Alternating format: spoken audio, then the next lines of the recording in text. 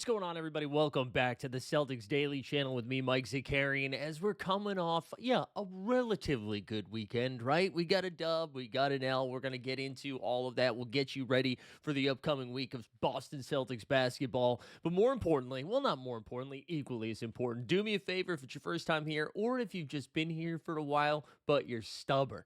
Hit the like on the video, subscribe to the channel, help boost that algo. Let's go, let's go. Speaking of boosting the algo, baby, how about those Beantown boys, huh? Friday night, little prime time, Amazon Prime Video, Celtics and the Sixers.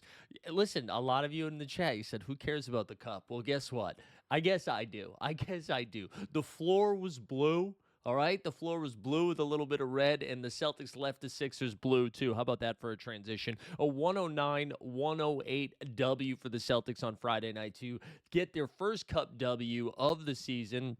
And this was a fun one, man. This was a fun back and forth. The Celtics looked like they were going to run away with this early, right? They dropped 38 points in the first quarter to shut the crowd up early, holding the Sixers just to 25, and then maintain that a little bit. They get outscored by 2 in the second quarter, but then in the third quarter, the Sixers win it by 4. Now, all of a sudden, it's creeping back in again, but they were able to hold on, even though there was a last-ditch effort there by Joel Embiid with some sloppy play in the last minute from the Celtics, but it doesn't matter. The W's the W for this, for the time being. Also, I don't think the Embiid at the buzzer shot would have counted.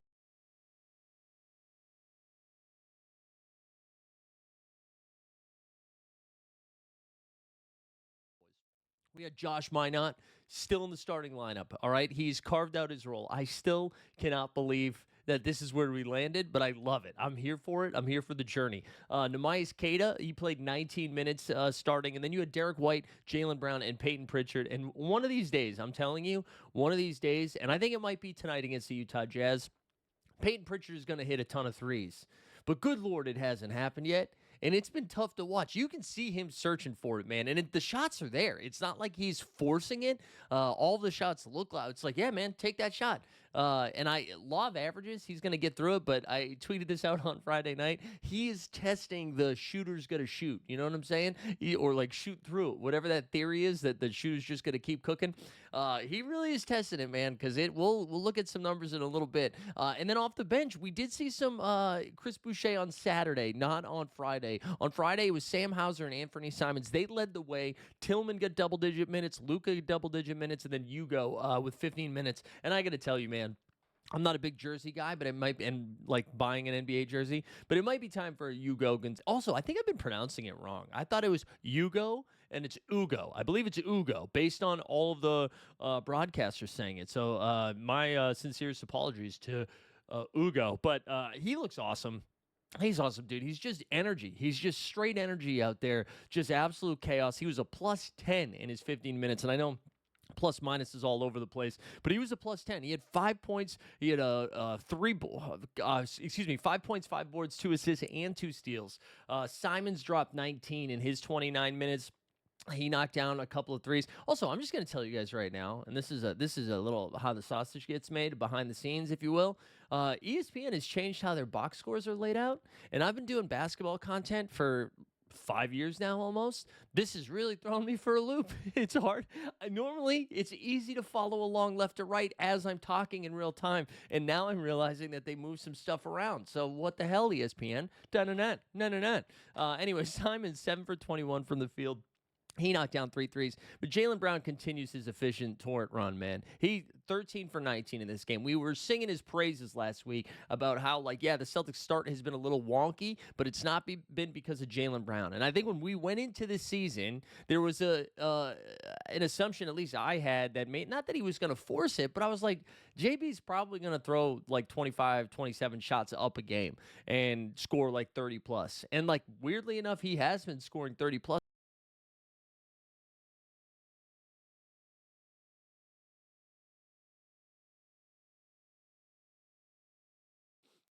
But here we go. Through 7 games, he's still shooting over 53% from the field. averaging 25 points, 4 boards, and 4 dimes. So JB's been cooking, man, and it's been fun to see. It's been fun to see him take this role on. Derek White, still, he's not really finding the shot either. 2 for 7 from 3 in this one. I mentioned Peyton Pritchard, 1 for 9. 1 for 9 from 3. Still at 15 points, 5 dimes, 2 steals. Like, what I have been liking about Pritchard is he's finding other ways to impact the game. And again, this 3 ball is going to fall. Like, he's got a 30-point game coming. He does. It's coming. He's not going to shoot 1 for 9 from 3, and he's getting good looks. I mean, like, the fact that he's averaging, as we pointed out last week, like 15 a game on just abysmal shooting, like abysmal. Let's see what the update is. Because, again, this is on volume. Like, he's shooting, oh, boy, 18% from 3 on volume. That can't. It won't last. It won't last. But let's give Minot a little bit of love too. They crashed the glass in this one. 8 boards.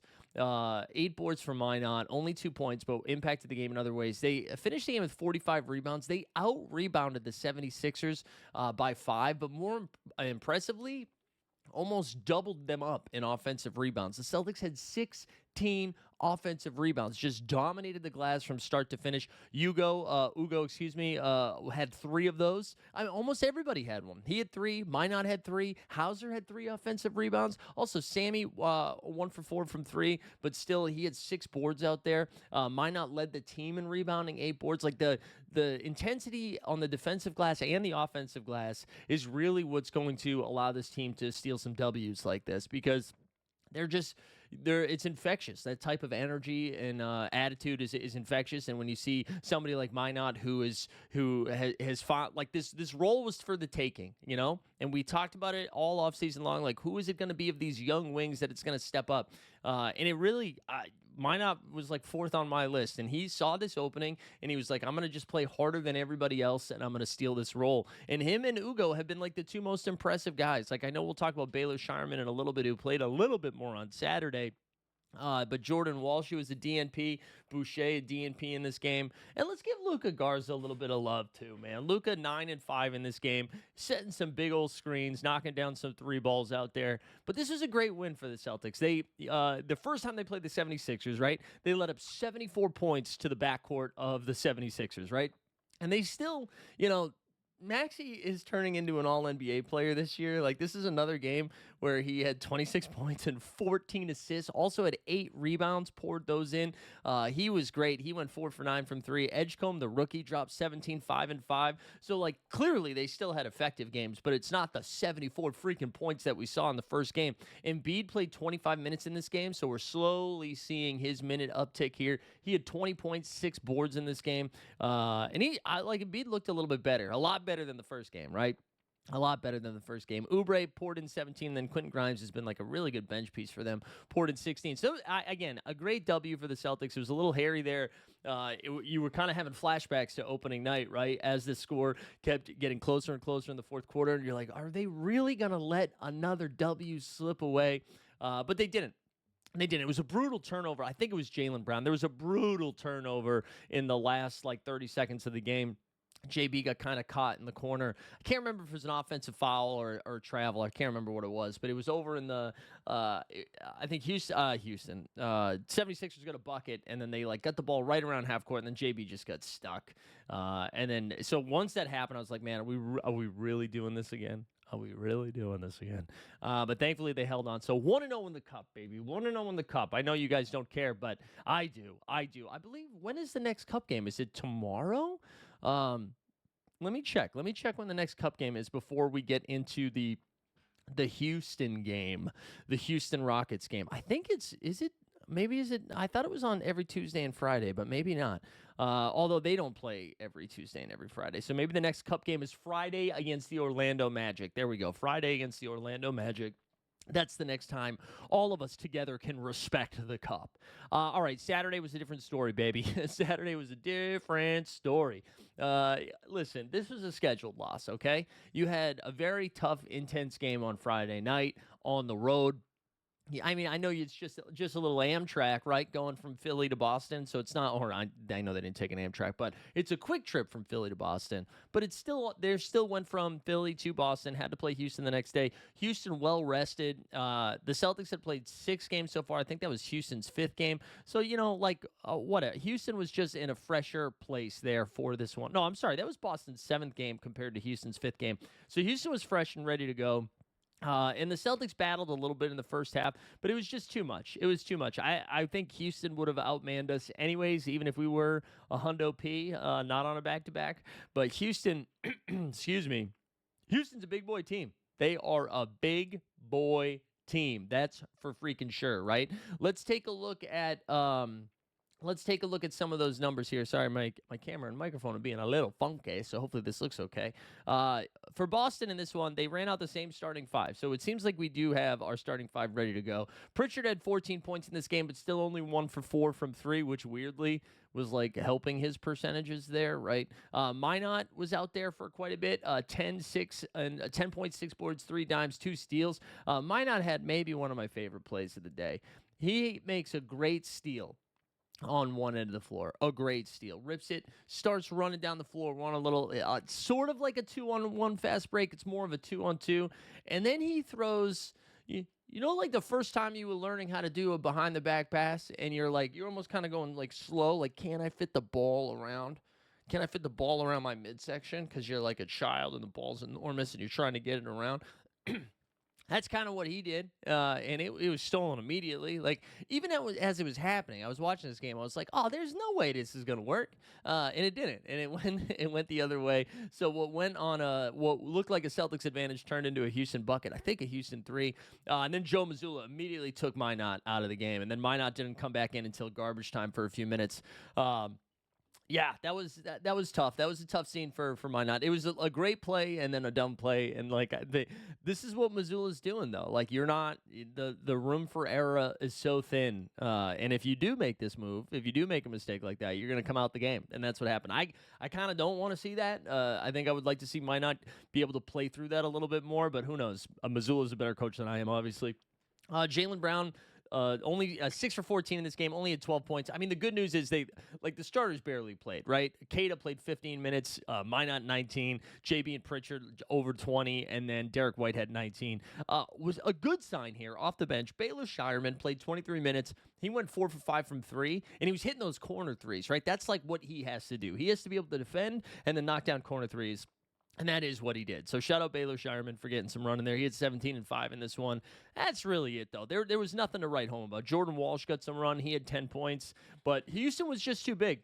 We were giving him credit for the rebounding that Boston did the other night. They got out-rebounded 53 to 36. 53 to 36. I will say, though, they got more offensive rebounds. They won the offensive board battle 14 to 12, but got out-rebounded 41 to 22 on the defensive end.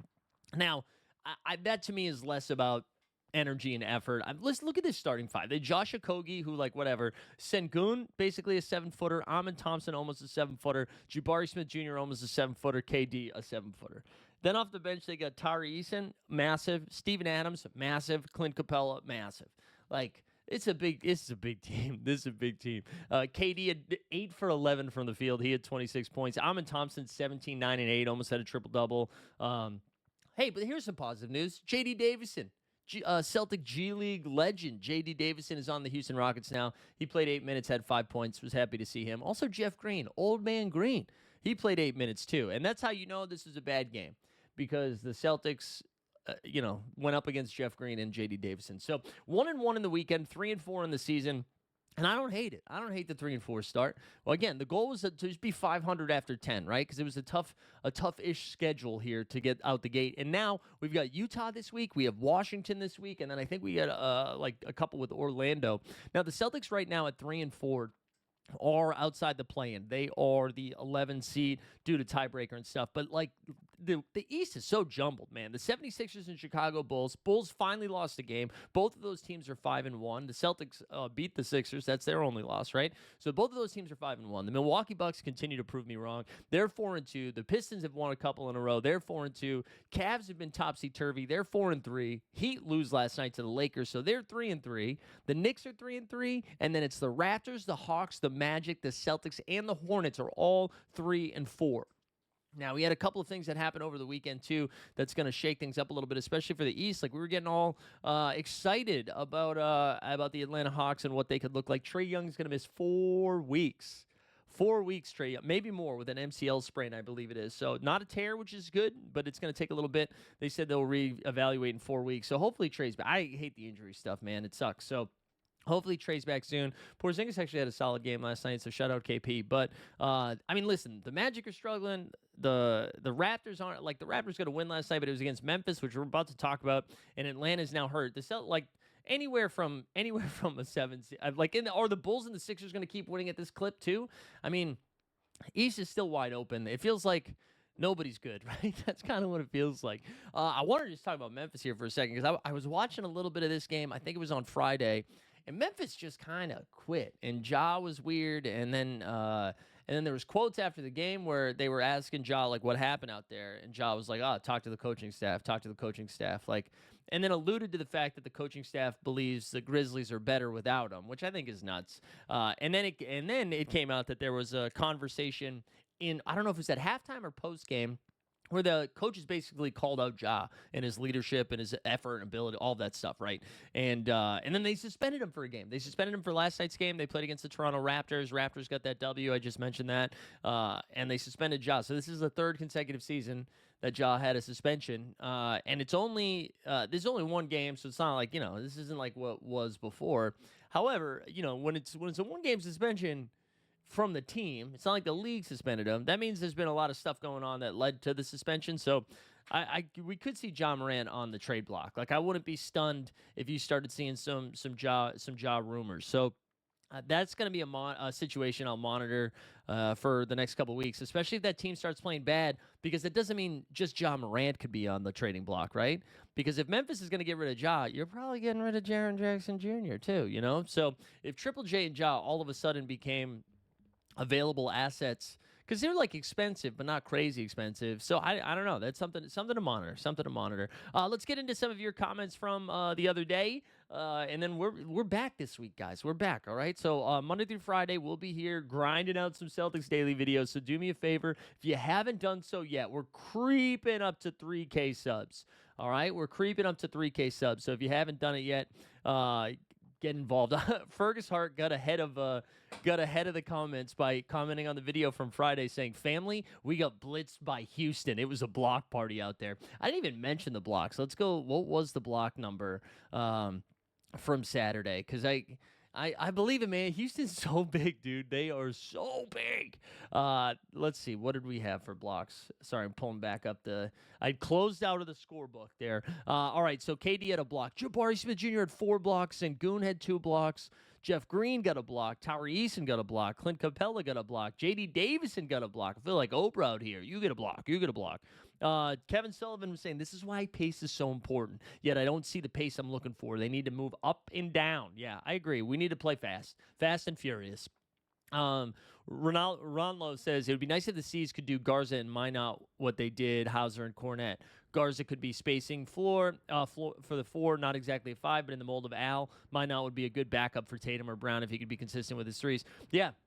I mean, the biggest thing to watch here the next couple of weeks is just, can that Minot 3-point shot be consistent? Like, he's not going to go, 5 for 7 in a game, but even if he's just like 2 for 5, like, can he just knock him down when he's open? 2 for 5 is pretty good. That's like 40%, right? So maybe a little bit less than 2 for 5, but you know what I mean? Like, is he someone they have to guard? Can he just knock down the open 3 when he gets it? Which is like important for this year, but no, it's important for next year when Tatum's back. Jimbo said this guy just said the Sixers wiped the floor with the Celtics in Game 1. Point loss.